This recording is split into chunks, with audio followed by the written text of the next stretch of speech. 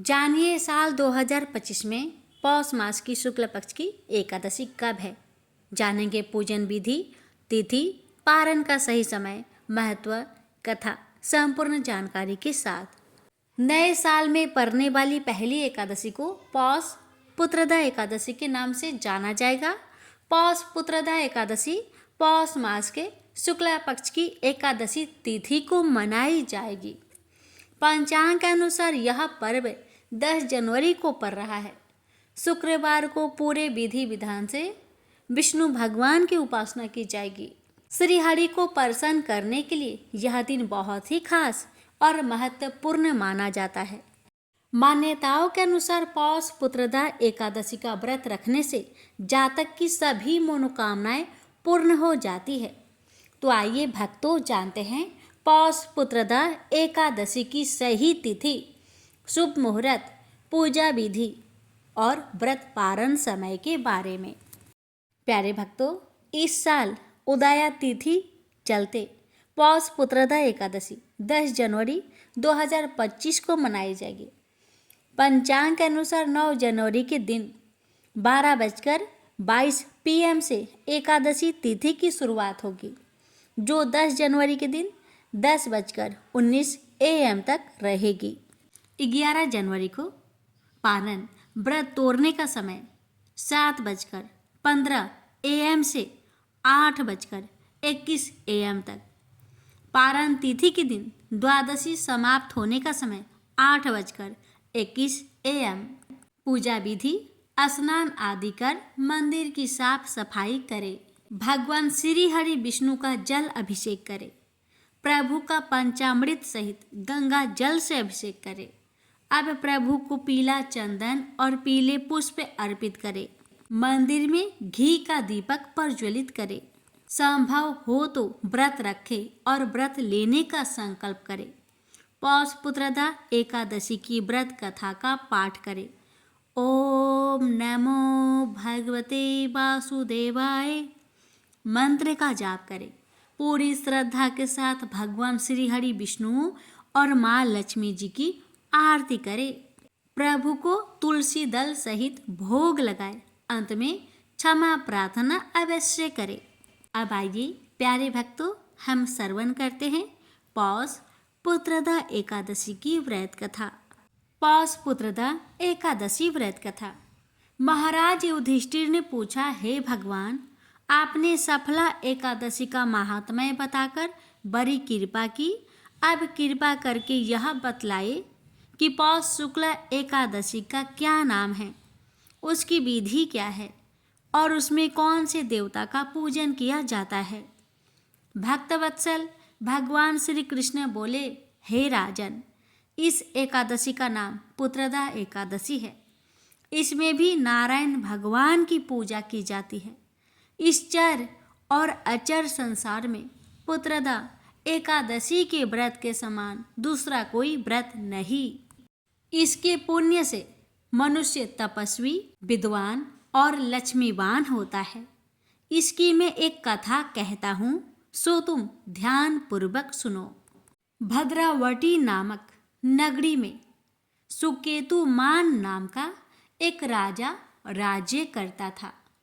उसके कोई पुत्र नहीं था। उसकी स्त्री का नाम सभ्या था। वह निपुत्री होने के कारण सदैव चिंतित रहा करती थी। राजा के पितर भी रो रो कर पिंड लिया करते थे और सोचा करते थे कि इसके बाद हमको कौन पिंड देगा। राजा को भाई, बांधव, धन, हाथी, घोड़े, राज्य और मंत्री, इन सब में से किसी से भी संतोष नहीं होता था। वह सदैव यही विचार करता था कि मेरे मरने के बाद मुझको कौन पिंडदान करेगा। बिना पुत्र के पितरों और देवताओं का ऋण मैं कैसे चुका सकूंगा। जिस घर में पुत्र न हो उस घर में सदैव अंधेरा ही रहता है। इसलिए पुत्र उत्पत्ति के लिए प्रयत्न करना चाहिए। जिस मनुष्य ने पुत्र का मुख देखा है वह धन्य है। उसको इस लोक में यश और परलोक में शांति मिलती है, अर्थात उनके दोनों लोक सुधर जाते हैं। पूर्व जन्म के कर्म से ही इस जन्म में पुत्र धन आदि प्राप्त होते हैं। राजा इसी प्रकार रात दिन चिंता में लगा रहता था। एक समय तो राजा ने अपने शरीर को त्याग देने का निश्चय किया, परंतु आत्माघात को महान पाप समझकर उसने ऐसा नहीं किया। एक दिन राजा ऐसा ही विचार करता हुआ अपने घोड़े पर चढ़कर वन को चल दिया तथा पंछियों और वृक्षों को देखने लगा। उसने देखा कि वन में मृग, व्याघ, सुअर, सिंह, बंदर, सर्प आदि सब भ्रमण कर रहे थे। हाथी अपने बच्चों और हथनियों के बीच घूम रहा है। इस वन में कहीं तो गीदड़ अपने कर्कश स्वर में बोल रहे हैं, कहीं उल्लू ध्वनि कर रहे हैं। वन के दृश्यों को देखकर राजा सोच विचार में लग गया। इसी प्रकार आधा दिन बीत गया। वह सोचने लगा कि मैंने कई यज्ञ किए, ब्राह्मणों को स्वादिष्ट भोजन से तृप्त किया, फिर भी मुझको दुख प्राप्त हुआ क्यों? राजा प्यास के मारे अत्यंत दुखी हो गया और पानी की तलाश में इधर उधर फिरने लगा। थोड़ी दूर पर राजा ने एक सरोवर देखा। उस सरोवर में कमल खिले थे तथा सारस, हंस, मगरमच्छ आदि विहार कर रहे थे। उस सरोवर के चारों तरफ मुनियों के आश्रम बने हुए थे। उसी समय राजा के दाहिने अंग फरकने लगे। राजा शुभ शकुन समझकर घोड़े से उतरकर मुनियों को दंडवत प्रणाम करके बैठ गया। राजा को देखकर मुनियों ने कहा, हे राजन, हम तुमसे अत्यंत प्रसन्न हैं। तुम्हारी क्या इच्छा है, सो कहो। राजा ने पूछा, महाराज आप कौन हैं और किस लिए यहाँ आए हैं, कृपा करके बतलाइए। मुनि कहने लगे कि हे राजन, आज संतान देने वाली पुत्रदा एकादशी है। हम लोग विश्वदेव हैं और इस सरोवर में स्नान करने के लिए आए हैं। यह सुनकर राजा कहने लगा कि महाराज मेरे भी कोई संतान नहीं है। यदि आप मुझ पर प्रसन्न हैं तो एक पुत्र का वरदान दीजिए। मुनि बोले, हे राजन, आज पुत्रदा एकादशी है, आप अवश्य ही इसका व्रत करें। भगवान की कृपा से अवश्य ही आपके घर में पुत्र होगा। मुनि के वचनों को सुनकर राजा ने उसी दिन एकादशी का व्रत किया और द्वादशी को उसका पारण किया। इसके पश्चात मुनियों को प्रणाम करके महल में वापस आ गया। कुछ समय बीतने के बाद रानी ने गर्भ धारण किया और 9 महीने के पश्चात उनके एक पुत्र हुआ। वह राजकुमार अत्यंत शूरवीर, यशस्वी और प्रजापालक हुआ। श्री कृष्ण बोले, हे राजन, पुत्र की प्राप्ति के लिए पुत्रदा एकादशी का व्रत करना चाहिए। जो मनुष्य इस महात्म्य को पढ़ता या सुनता है उसे अंत में स्वर्ग की प्राप्ति होती है। प्रेम से बोलिए जय श्री हरि। धन्ना जाट का जन्म 20 अप्रैल 1415 को राजस्थान के टोंक जिले के धुआं आकला नाम के गांव में एक सामान्य जाट परिवार में हुआ था। इनके पिता गांव के किसान थे जिनका नाम रामेश्वर जाट था तथा इनकी माता का नाम गंगाबाई गढ़वाल था। धन्ना जाट एक उच्च कोटि के कृष्ण भक्त और कवि हुए। इन्हें धन्ना भगत और धन्ना सेठ के नाम से भी जाना जाता है। धन्ना जी का जन्म एक सामान्य कृषक परिवार में हुआ था। इनके पिता मुख्य रूप से कृषि और गौ पालन किया करते थे। एक दिन धन्ना जी के परिवार के कुलगुरु, जिनका नाम पंडित त्रिलोचन था, तीर्थ यात्रा करके लौटे और कुछ दिनों के लिए धन्ना जी के घर पर ठहरे। पंडित त्रिलोचन शालिग्राम भगवान की सेवा किया करते थे। वे बड़े भाव से शालिग्राम शीला की सेवा करते, पुष्प अर्पित करते और उन्हें भोग लगाने के बाद ही भोजन ग्रहण किया करते थे। बालक धन्ना पंडित जी को ये सब करते देखता था। उसे भगवान का यह सेवा बहुत पसंद आई। कुछ दिन बाद जब पंडित जी जाने लगे तब बालक धन्ना पंडित जी के शालिग्राम भगवान के लिए जिद करने लगा, मुझे ठाकुर जी चाहिए, मुझे ठाकुर जी चाहिए। परंतु पंडित जी अपने ठाकुर जी छोटे से बालक को कैसे दे सकते थे। धन्ना जी को उनके माता पिता ने बहुत समझाया, परंतु धन्ना जी नहीं माने। अंत में लोगों ने पंडित जी से कहा, अरे यह तो बालक है, इसे शालिग्राम जैसा कुछ और देकर बहला दो। अगले दिन पंडित जी नदी में स्नान करने गए। वहां से वे एक गोल मटोर थोड़ा बड़ा सा काले रंग का पत्थर ले आए।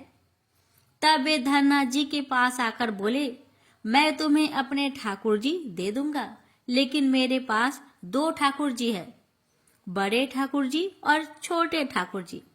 तुम्हें कौन से ठाकुर जी चाहिए? धन्ना जी ने झट से जवाब दिया, मुझे तो बड़े ठाकुर जी चाहिए। पंडित जी भी यही चाहते थे।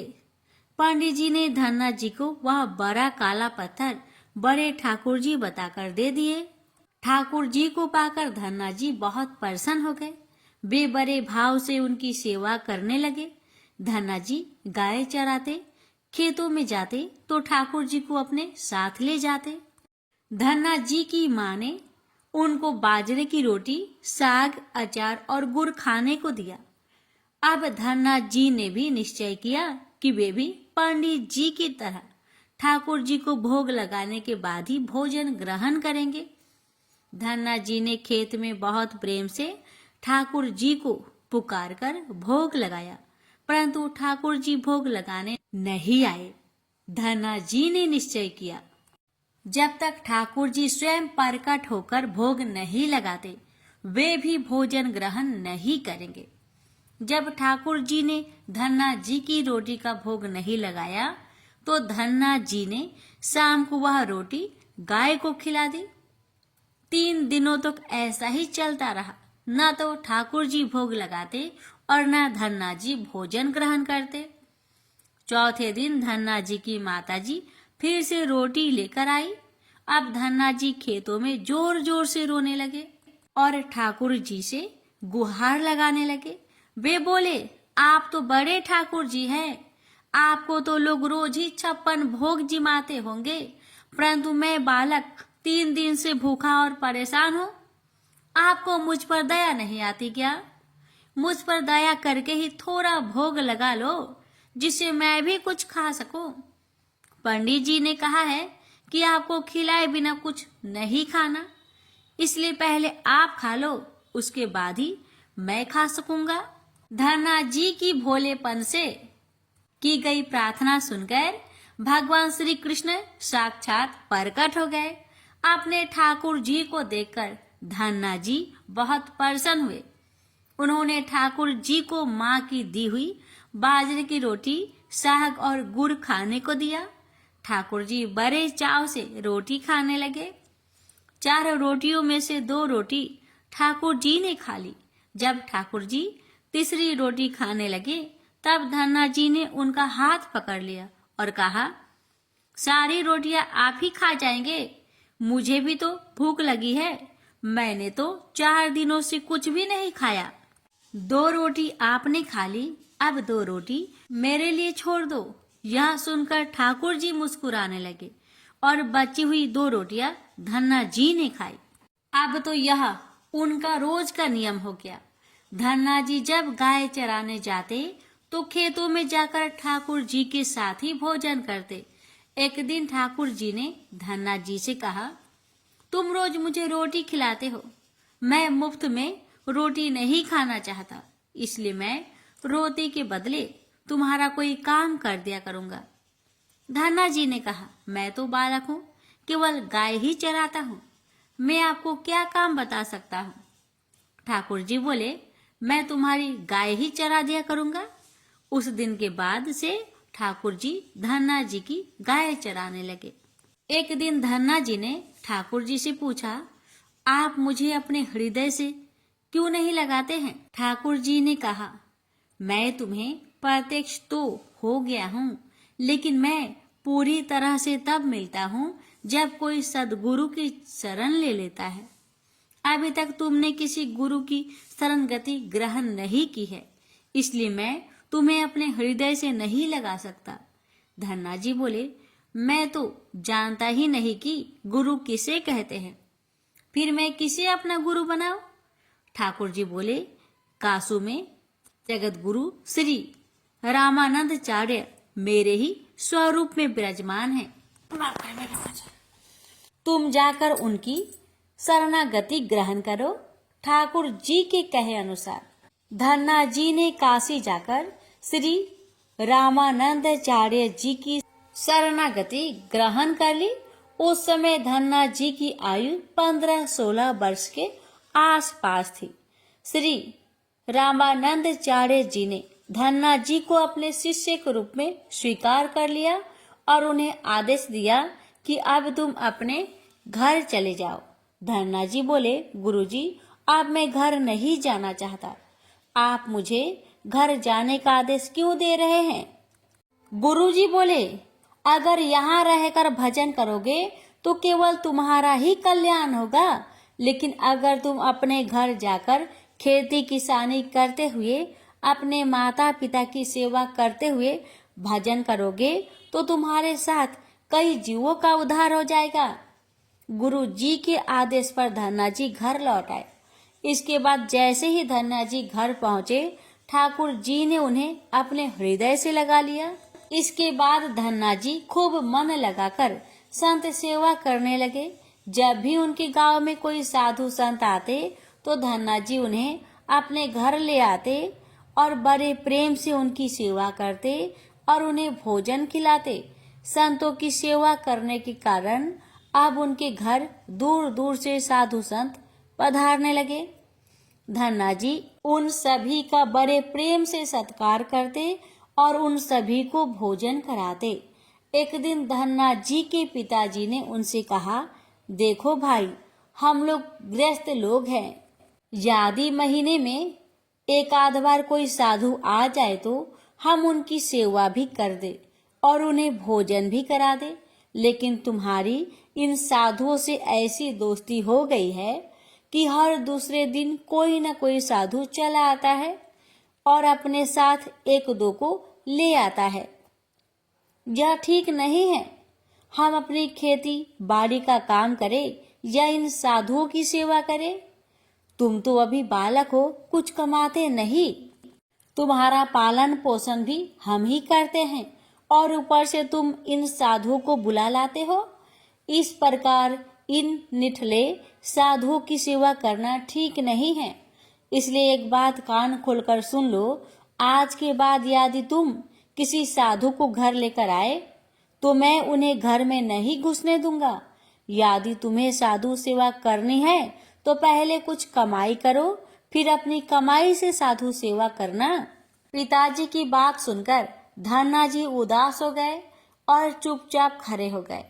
तब पिताजी ने धन्ना जी को डांटते हुए कहा, आज के बाद किसी साधु को घर में लेकर मत आना और जाओ खेतों में गेहूं बो कर आओ। खेत तैयार है, बोरियों में बीज का गेहूं रखा है, इसे बैलगाड़ी में रखकर ले जाओ और खेत में बो दो। धन्ना जी ने बैलगाड़ी में गेहूं की बोरियां रख ली और खेत में बोने चल दिए। धन्ना जी थोड़ी दूर ही चले थे, उन्हें मार्ग में 5-6 साधु संतों की टोली आती दिखाई दी। धन्ना जी ने बैलगाड़ी से उतरकर उन्हें साष्टांग प्रणाम किया। संतों ने धन्ना जी को आशीर्वाद दिया और पूछा, बेटा, इस गांव में धन्ना जी का घर कौन सा है? सुना है वे जगत गुरु श्री रामानंदाचार्य के शिष्य हैं और बहुत छोटी उम्र में ही उन्होंने भगवान का दर्शन प्राप्त कर लिया है। हम भी उनका दर्शन करना चाहते हैं। यह सुनकर धन्ना जी संकोच में पड़ गए और वे हाथ जोड़कर बड़ी विनम्रता से बोले, महाराज, मुझे ही लोग धन्ना भगत कहते हैं। संत बोले, भगवान ने बड़ी कृपा की। हम जिनसे मिलने आए थे वे यहीं मिल गए। निश्चित ही आप ऐसे ही भक्त हैं जैसा आपके विषय में सुना था। कितनी विनम्रता है। आपसे चलिए, आपके घर चलते हैं। वहीं बैठकर आपसे चर्चा करेंगे। धन्ना जी ने सोचा, अभी पिताजी ने साधुओं को घर लाने के लिए मना किया है, यदि मैं खेतों में बीज बोने के बजाय इन साधु संतों को घर ले गया तो पिताजी आसमान सिर पर उठा लेंगे और इन साधुओं को भी भगा देंगे। तब धन्ना जी कुछ विचार करके बोले, महाराज अभी घर पर कोई नहीं है, मैं भी खेत की तरफ जा रहा हूँ, आप भी मेरे साथ वहीं चलिए। संत बोले, ठीक है, हमें तो आपसे मिलना था, अब आप जहाँ ले चले हम वहीं चलेंगे। फिर धन्ना जी उन सभी को अपने खेत ले गए। खेत में एक पेड़ के नीचे बने चबूतरे पर साधुओं को बैठाकर बोले, महाराज आप यहीं पर कुछ देर विश्राम कीजिए, तब तक मैं आपके भोजन की व्यवस्था करता हूँ। यह कहकर धन्ना जी वहां से बैलगाड़ी लेकर चले गए। बैलगाड़ी लेकर धन्ना जी सीधे बनिए की दुकान पर पहुंचे। वहां पर उन्होंने बैलगाड़ी में बीज वाला गेहूं जो खेत में बोने के लिए रखा था उसे बनियों को बेच दिया और उससे दाल बाटी और चूरमा बनाने का सारा सामान खरीद लिया। सामान लेकर धन्ना जी खेत पहुंचे। वहां पर उन्होंने संतों के साथ मिलकर बहुत बढ़िया दाल बाटी और चूरमे का प्रसाद बनाया। भगवान को प्रसाद का भोग लगाने के बाद बड़े प्रेम से उन्होंने सभी संतों को भोजन करवाया। इसी बीच भगवत चर्चा भी होती रही। संतों को भोजन करवाने के बाद बड़े प्रेम से उन्हें विदा भी कर दिया। संतों के जाने के बाद धन्ना जी सोचने लगे कि बीज वाले गेहूं को तो बेचकर संतों को भोजन करा दिया, अब खेत में क्या बोया जाए। अगर पिताजी से फिर बीज मांगने गया तो पिताजी बहुत नाराज होंगे। यह सोचकर धन्ना जी ने बोरियों में रेत भर ली और आसपास के लोगों को दिखाने के लिए उस रेत को ही खेतों में बोने लगे। धन्ना जी ने राम राम का नाम लेते हुए शाम तक बोरियों की सारी रेत खेत में छिड़क दी। आसपास के खेत वाले देख रहे थे कि धन्ना जी खेतों में गेहूं बो रहे हैं, परंतु वे तो खेतों में रेत बो रहे थे। खेत बोने के बाद धन्ना जी बड़े प्रसन्न मन से घर की ओर चल दिए। वे सोचने लगे, खेतों में तो कुछ उगना नहीं है तो देखभाल भी नहीं करनी पड़ेगी। पर पिताजी ने पूछा, खेत बो आए? धन्ना जी बोले, जी पिताजी बो आया। कुछ दिन बाद धन्ना जी के पिताजी और गांव के कुछ लोग, बड़े बूढ़े लोग धन्ना जी के पास आए और बोले, तुमने कैसा खेत बोया है? ऐसी फसल तो हमने अपने जीवन में आज तक नहीं देखी। ऐसा लगता है जैसे गेहूं का एक एक दाना नाप नाप कर एक समान दूरी पर बोया गया है और सारे ही दाने उग आए हैं। इतनी सुंदर फसल तो हमने आज तक नहीं देखी। यह सब तुमने कैसे किया? धन्ना जी सोचने लगे, ये सब उनको ताने मार रहे हैं, खेत में कुछ उगा ही नहीं होगा, इसलिए ऐसी बातें बोल रहे हैं। तब धन्ना जी ने स्वयं खेत पर जाकर देखा। वहां जाकर वे आश्चर्यचकित रह गए। उन्होंने देखा जिस खेत में उन्होंने रेत बोई थी वहां पर फसल उगाई है और ऐसी सुंदर फसल उन्होंने भी कभी नहीं देखी थी। फसल को देखकर धन्ना जी को भगवान की कृपा का एहसास हुआ और उनकी आंखों से आंसू निकल आए। धन्ना जी जोर जोर से रोने लगे। जब धन्ना जी के पिताजी और अन्य गांव वालों ने रोने का कारण पूछा, तब धन्ना जी ने रोते हुए सारी घटना कह सुनाई। धन्ना जी बोले, पिताजी, जिस दिन आपने संतों को घर लाने के लिए मना किया था और खेत में बोने के लिए गेहूं दिया था, उसी दिन खेतों की तरफ जाते समय मार्ग में मुझे कुछ संत मिल गए। मैंने उन संतों को अपने खेत पर ठहराया और बीज वाला गेहूं बनियों को बेचकर संतों को भोजन करवा दिया। इसके बाद मैंने खेतों में रेत बो दी। रेत बोने के बाद यह फसल कैसे उगाई मुझे नहीं मालूम।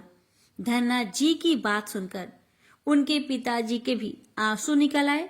वे बोले, मेरा धन्य भाग जो मेरे घर में ऐसा पुत्र ने जन्म लिया है। आज के बाद हम तुम्हें रोकेंगे नहीं। खूब साधु बुलाओ, खूब संत सेवा करो, हम तुम्हें अब कभी मना नहीं करेंगे। आज से मैं भी भगवान की भक्ति किया करूंगा और तुम्हारे साथ संतों की सेवा किया करूंगा। इसके बाद धन्ना जी और उनके परिवार वाले खूब संत सेवा करने लगे। कुछ समय बाद धन्ना जी की उगाई हुई फसल को काटने का समय आ गया। उस फसल से उतने ही आकार की खेती से 50 गुना ज्यादा गेहूं निकला। यह गेहूं इतना ज्यादा था कि उसे रखने तक की जगह नहीं बची थी। गांव के सभी लोग धन्ना जी की फसल देखकर आश्चर्य करने लगे। अब धन्ना जी और उनका परिवार अपनी क्षमता के अनुसार खूब संत सेवा और भगवान की भक्ति करने लगे।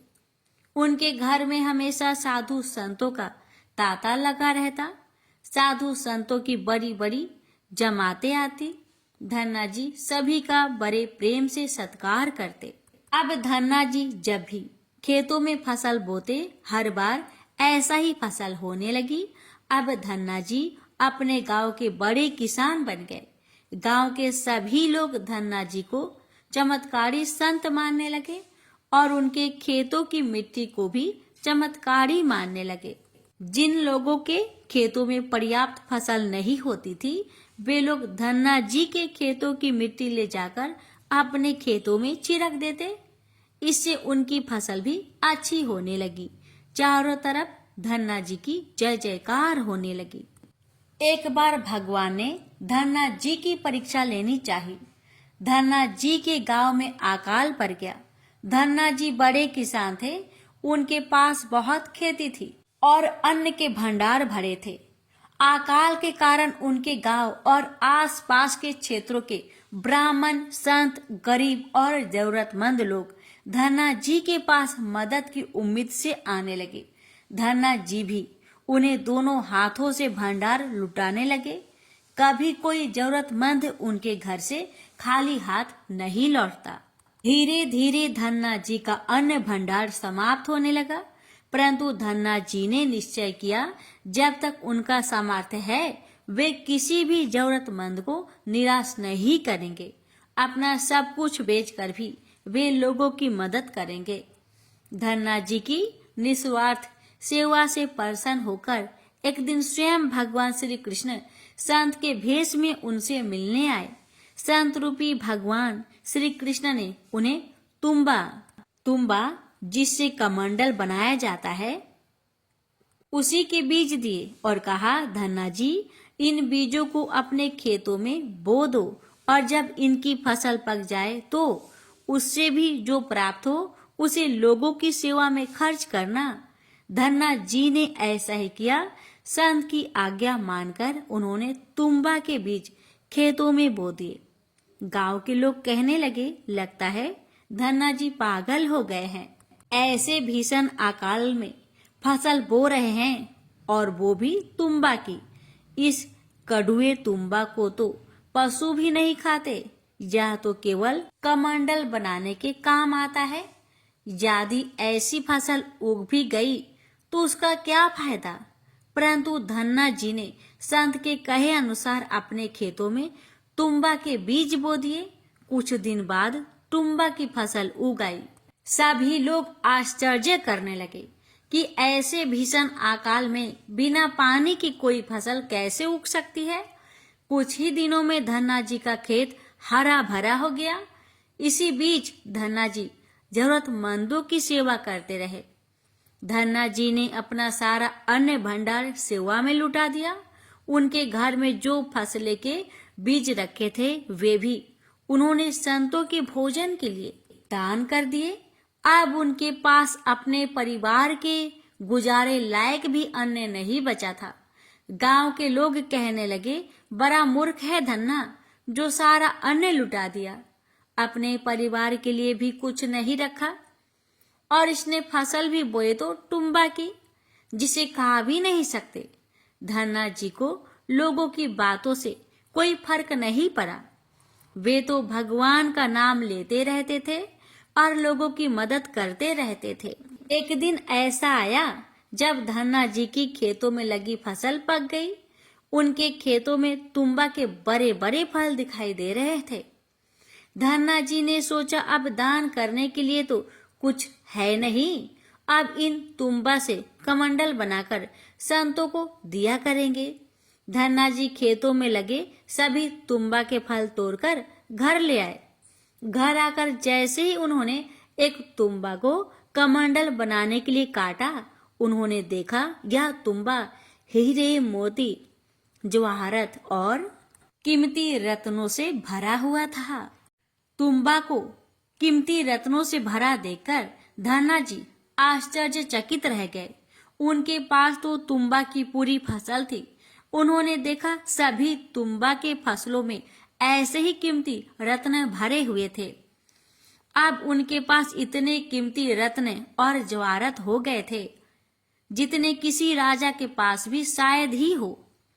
इस चमत्कार को देखने के बाद धन्ना जी को उन संत की याद आई जिन्होंने उन्हें तुम्बा के बीज दिए थे।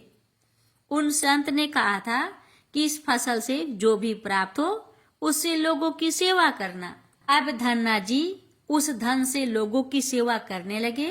वे फिर से दोनों हाथों से लोगों की मदद करने लगे। उस समय वह अकाल कई वर्षों तक चला। उस समय धन्ना जी ने अपने घर में और आसपास के सभी गांव में लोगों को भोजन करवाने के लिए भंडारे शुरू करवा दिए। आसपास के सैकड़ों गांव के लाखों लोग वर्षों तक धन्ना जी के भंडारे में 3 समय भरपेट भोजन किया करते थे। धन्ना जी ने अपने जीवन काल में उस धन से कई मंदिर, बावड़ियां, तालाब और धर्मशालाएं बनवाई और हर तरह से साधु संतों और लोगों की मदद की। इस तरह लोग धन्ना जी को धन्ना सेठ कहकर बुलाने लगे। धन्ना जी जैसा धनी आज तक कोई नहीं हुआ। वे धन और मन दोनों के धनी थे। आज भी उनके ही नाम से अत्यंत धनी लोग को धन्ना सेठ के नाम से बुलाया जाता है। प्रेम से बोलिए श्री कृष्ण भगवान की जय। एक बार माता लक्ष्मी भगवान विष्णु से पूछती है, हे स्वामी, तुलसी के पास दीपक जलाने का क्या महत्व है और रोज शाम को तुलसी के पास दिया क्यों जलाया जाता है? इससे मनुष्य को कौन सा फल प्राप्त होता है? तुलसी के पास दीपक जलाने की विधि क्या है तथा दीपक जलाते समय कौन से मंत्र का उच्चारण करना चाहिए? कृपया आप मुझे विस्तार से बतलाइए। तब भगवान विष्णु जी कहते हैं, हे देवी, आज आपने समस्त मानव जाति के कल्याण के लिए बहुत ही महत्वपूर्ण प्रश्न किया है। आपके इस प्रश्न का उत्तर देने से पूर्व मैं आपको एक प्राचीन कथा सुनाता हूं, जिससे आपको सभी प्रश्न के उत्तर मिल जाएंगे। इसलिए आप इस कथा को बड़े ही श्रद्धा प्रसन्नचित पूर्वक पूरा सुनिए। इस कथा को ध्यान से पूरा सुनने मात्र से ही मनुष्य को, भक्तों को 100 वर्षों तक तुलसी के पास दीपक जलाने का पुण्य प्राप्त हो जाता है। फिर माता लक्ष्मी कहती है, हे स्वामी, हे भगवान, मैं इस कथा को सुनने के लिए बड़ी उत्सुक हूं। कृपया आप इस कथा को सुनाना प्रारंभ कीजिए। तब भगवान विष्णु माता लक्ष्मी को वह कथा सुनाने लग जाते हैं कि हे देवी, पूर्व काल की बात है। दक्षिण दिशा में तुंगभद्रा नाम की एक बहुत बड़ी नदी है। इस नदी के किनारे पर हरिहरपुर नाम का एक अत्यंत सुंदर नगर बसा हुआ था। उसी नगर में काशी नाम के एक ब्राह्मण निवास करते थे। वे अत्यंत गुणवान, चरित्रवान, धर्म कार्य करने वाले तथा वेदों के मार्ग पर चलने वाले थे। उन्होंने समस्त शास्त्र का अध्ययन किया हुआ था। उस ब्राह्मण की एक पत्नी थी जिसे लोग दुराचार कहकर पुकारते थे, क्योंकि उसके कर्म ही उसके नाम के अनुसार थे। वह सदैव ही अपने पति को अपमानित करती थी। वह अपने पति के लिए कुबाचे कहती रहती, पति को भयंकर दुख देती थी, पति के लिए कभी भोजन नहीं बनाती थी, अपने पति के साथ कभी शयन नहीं किया, कभी उसके साथ प्रेम से व्यवहार तक नहीं किया। पति के मित्र, परिवार के लोग घर पर आते तो वह स्त्री उनको अपमानित करके घर से भगा देती थी और स्वयं काम भाव से उन्मत्त होकर निरंतर अन्य वैभव चारिणी स्त्रियों के साथ घूमा करती थी। उसका मन पति को छोड़कर पराये पुरुष में लगा रहता था। उसने कभी अपने पति से प्रेम से बात तक नहीं की, किंतु पराये पुरुषों के संग बैठकर बातें करती थी। पराये पुरुषों को मोहित करने के लिए बड़े ही सज धज कर गांव में घूमने जाया करती थी। कभी वह वन में किसी वृक्ष के नीचे खड़ी रहकर सुंदर पुरुषों की राह देखने लगती और किसी दुष्ट पुरुष को मोहित करके उसके संग भोग विलास किया करती थी। फिर एक दिन वह दुराचारिणी स्त्री वन में जाकर एक वृक्ष के नीचे खड़ी हो गई। उसका चित्त काम से भरा हुआ था। वह किसी सुंदर कामी पुरुष की राह देख रही थी, किंतु बहुत समय निकलने के बाद ही उस स्थान पर कोई पुरुष नहीं आया। इसलिए वह अत्यंत दुखी हो गई और प्रियतम की खोज में इधर उधर देखने लगी। उस दिन उसका सारा परिश्रम व्यर्थ हो गया। वहां पर खड़ी होकर वह नाना प्रकार की बातें कहकर विलाप करने लगी। हाय, आज तो इस मार्ग से कोई भी सुंदर पुरुष नहीं आया। अब मैं कैसे अपने काम वासना को शांत करूं? क्या करूं? आज की रात कैसे बीतेगी? यह सोचकर वह जोर जोर से रोने लगी। उस जंगल में एक भयानक बाघ निवास करता था। उस पापिनी स्त्री की आवाज सुनकर वह जाग गया और उछलकर उस स्त्री का भक्षण करने के लिए उसके पास आ गया। उस भयंकर बाघ को देखकर उस स्त्री के पसीने छूटने लगे। वह थर थर कांपने लगी। वह स्त्री कुछ करती, इतने में ही उस बाघ ने अपने पंजे से उसे घायल कर दिया और वह स्त्री जमीन पर गिर पड़ी।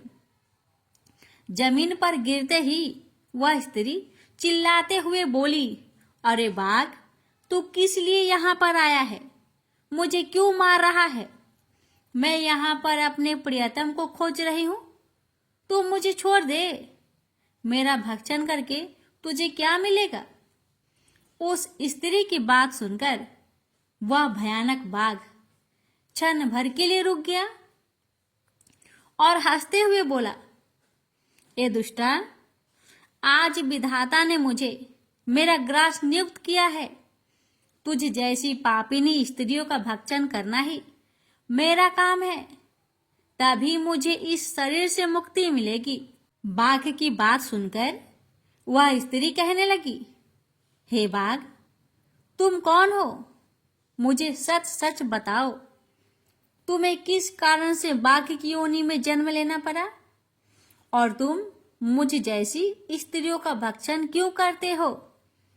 पहले मुझे सारी बात बताओ और फिर मेरा भक्षण करो।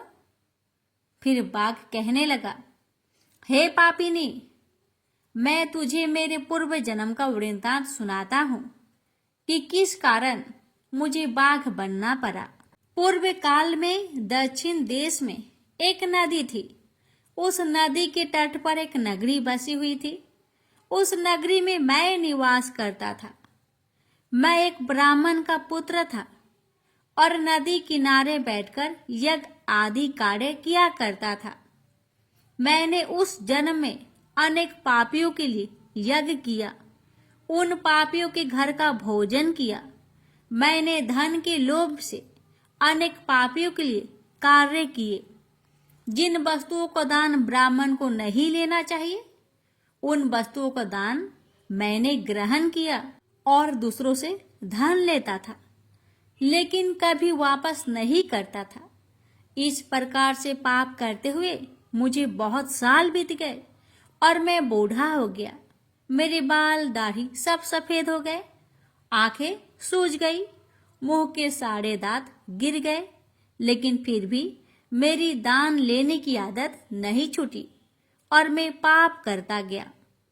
फिर एक दिन मैं धन के लोभ से नदी किनारे गया और अन्य धूर्त ब्राह्मणों के साथ मिलकर हमने लोगों को ठगा। झूठे मंत्र का कथन बोलकर हमने बिना विधि विधान से किए ही देवी देवताओं का पूजन किया और बहुत सारा धन दान में ले लिया। फिर उसी स्थान पर एक बीमार कुत्ते ने मेरे पैर में काट लिया और मैं मूर्छित होकर गिर पड़ा। उसी क्षण मेरे प्राण भी चले गए। फिर यम के दूत उस स्थान पर प्रकट हुए और मुझे पकड़कर यमपुरी ले गए। वहां पर यमराज ने चित्रगुप्त से मेरे कर्मों का लेखा जोखा निकालने के लिए कहा। फिर चित्रगुप्त कहने लगे, हे धर्मराज, इस ब्राह्मण ने घोर पाप किए हैं। इसने दूसरे से झूठ कहकर धन लूटा है। विधि विधान से पूजा ना करके झूठ मंत्र बोलकर भगवान का अपमान किया है। इसलिए यह पापी ब्राह्मण केवल नरक ही जाने के योग्य है। फिर यमराज ने अपने दूतों को आदेश देकर मुझे नरक की अग्नि में डाल दिया। अनेक वर्षों तक नरक की सजा भोगने के बाद मुझे बाघ का शरीर प्राप्त हुआ और मैं इस दुर्गम वन में निवास करने लगा। मैं अपने पूर्व जन्म के पापों को याद करके कभी भी कोई भी महात्मा पुरुष या फिर साधु संत हो, सती स्त्रियों का मैं भक्षण नहीं करता हूँ। मैं केवल पापी, दुराचारिणी तथा उल्टा स्त्रियों का ही भक्षण करता हूँ, ताकि मुझे पाप से मुक्ति मिल जाए। इस प्रकार से उस बाघ ने अपने पूर्व जन्म का पूरा कथा उस पापिनी को सुना दिया और फिर उस स्त्री से कहने लगा, हे पापिनी, तेरे आचरण से तू उल्टा दिखाई पड़ती है। अपने पति को छोड़कर तू इस वन में अन्य पुरुष के साथ भोग विलास करने आई है, इसलिए आज तो तू मेरा ग्रास अवश्य बनेगी। इतना कहकर उस बाघ ने अपने तीक्ष्ण नाखून से उस पापिनी स्त्री के टुकड़े टुकड़े करके उसे खा लिया। फिर उस स्थान पर यम के दूत प्रकट हुए और उस पापिनी स्त्री को उठाकर यमपुरी ले गए। वहां पर उसे यमराज के सामने खड़ा किया गया। फिर चित्रगुप्त ने उस स्त्री का लेखा जोखा निकालते हुए यमराज जी से कहने लगे, हे धर्मराज, यह स्त्री तो अत्यंत पापिनी है। इसने घोर पाप किए हैं। इसने व्यभिचार किया है। इसने अपनी पति की कभी सेवा नहीं की। अपने पति को भूलकर पराये पुरुषों के संग भोग विलास किया करती। उसके पाप को सुनकर यमराज जी ने उस स्त्री को अग्नि से भरे हुए कुंडों में डालने का आदेश दिया। अनेक वर्षों तक उसे उस कुंड में पकाया गया। फिर उसे निकालकर दूसरे नरक में डाल दिया गया। इस प्रकार से उसे अनेक वर्षों तक अलग अलग नरकों में डाला गया और नरकों में डालने के बाद वह महापापी स्त्री पुनः पृथ्वी लोक पर आकर चांडाल के रूप में उत्पन्न हुई। चांडाल के घर में जन्म लेकर वह फिर से अनेक पाप करने लगी, व्यभिचार करने लगी, अनेक पापी पुरुषों के संग विहार करने लगी। कुछ समय बाद पूर्व जन्म के पापों के कारण उसे कोढ़ का रोग हो गया और वह भयानक पीड़ा सहन करने लगी। उसका अंग अंग जलने लगा। उसके नेत्रों में पीड़ा होने लगी। इस दुख को सहन करती हुई अपना जीवन को बिता रही थी। फिर एक दिन वह तीर्थ में स्नान करने के उद्देश्य से अनंतपुरा में चली गई। वहां पर वह एक आश्रम के बाहर निवास करने लगी। वहां उस आश्रम में एक तुलसी जी का पौधा था। अन्य स्त्रियों को वहां पर तुलसी जी के पास दीपक जलाते हुए देखकर उस महापापी स्त्री ने भी वही किया। उसने तुलसी जी के पौधे के पास जाकर एक घी का दीपक जला दिया। फिर उसी रात हृदयघात से उसकी मृत्यु हो गई और यमराज के दूत उसे लेने के लिए आ गए। जैसे ही यम के दूत उस पापी स्त्री को पास में बांध कर ले जाने लगे, वैसे ही भगवान विष्णु के दो पार्षद उस स्थान पर प्रकट हुए और उन्होंने उन दोनों को रोक लिया और कहने लगे, हे दूतों, इस स्त्री को तुम छोड़ दो। यह नरक जाने की योग्य नहीं है। तुम किसके आदेश से ऐसा धर्म कर रहे हो? फिर यम के दूत कहने लगे, हे पार्षदों, हम यमराज के आदेश से इस पापी स्त्री को उठाकर ले जा रहे हैं, किंतु आप हमें किस कारण से रोक रहे हैं? यह स्त्री अत्यंत पापी है, महापापी है। इसने बहुत घोर पाप किए हैं। इसे नरक में जाने की आज्ञा मिली है। फिर पार्षद कहने लगे, हे दूतों, यह स्त्री तो विष्णु भगवान की भक्त है। यह नरक जाने की योग्य नहीं है। इसने शाम के समय तुलसी जी के पास दीपक जलाया है। इसी कारण से इसके समस्त पाप नष्ट हो गए हैं। इसलिए अब यह नरक जाने की योग्य नहीं है। यह स्वर्ग जाने की अधिकारी बन चुकी है। पार्षदों की बात सुनकर यमदूतों ने उस स्त्री को उस स्थान पर छोड़ दिया और यमलोक लौट गए। वहां जाकर उन्होंने यमराज को सारा वृत्तांत सुना दिया। फिर भगवान विष्णु के पार्षद उस स्त्री को दिव्य विमान पर बैठाकर स्वर्ग ले गए। भगवान विष्णु कहते हैं, हे देवी, इस प्रकार से तुलसी के पास दीपक जलाने मात्र से ही मनुष्य के सभी पाप नष्ट हो जाते हैं, सभी संकट कट जाते हैं। जो स्त्री नित्य शाम को तुलसी जी के पास दीपक जलाती है, वह सौभाग्यशाली बन जाती है। उसके पूर्व जन्मों के सभी पाप नष्ट हो जाते हैं। उसे सुख समृद्धि की प्राप्ति होती है। रोज तुलसी के पास दीपक जलाते समय इस मंत्र का उच्चारण करना चाहिए। ओम तुलसी देवे च विद्महे विष्णु प्रियाय च धीमहि तन्नो वृंदा प्रचोदया। इसका अर्थ है, विष्णु प्रिया तुलसी, मैं आपको नमन करती हूँ। आप मुझे उच्च बुद्धि दीजिए। हे वृंदा, आप मेरे मन को रोशन करें। भगवान विष्णु कहते हैं, हे देवी, हजारों अमृत के घरों से नहलाने पर भी श्री हरि विष्णु को उतनी तृप्ति नहीं होती जितनी कि वे मनुष्य के द्वारा तुलसी का एक पत्ता चढ़ाने से प्राप्त करते हैं। 10,000 गौदान से मानव को जो फल प्राप्त करता है, वही फल तुलसी पत्र के दान से पा लेता है। जो मृत्यु के समय अपने मुख में तुलसी पत्र का जल पा जाता है, वह संपूर्ण पापों से मुक्त होकर भगवान श्री हरि विष्णु के धाम को जाता है। हिंदू धर्म में तुलसी के पौधे का महत्व सबसे अधिक है। इसकी सबसे पहले पूजा भगवान विष्णु ने की थी। भगवान विष्णु कहते हैं, जिस प्रकार से देवी लक्ष्मी से बैकुंठ को ऐश्वर्य प्राप्त है, उसी प्रकार से बैकुंठ में तुलसी के कारण ही पवित्रता प्राप्त है। पृथ्वी लोक पर जिस स्थान पर भी तुलसी का पौधा होगा, उस स्थान पर कभी बुराई का वास नहीं होगा। ऐसा स्थान सबसे अधिक पवित्र होगा। इसी कारण से हमें हमारे घर में तुलसी का पौधा अवश्य लगाना चाहिए। इस प्रकार से भगवान विष्णु ने तुलसी के पास दिया जलाने का महत्व, महिमा बताए। अगर कथा अच्छी लगे तो कमेंट बॉक्स में तुलसी महारानी की जय अवश्य लिखें और इस वीडियो को एक शेयर अवश्य करें। भगवान विष्णु आप सभी भक्तों की हर मनोकामना को पूर्ण करे। प्रेम से बोलिए जय श्री हरि।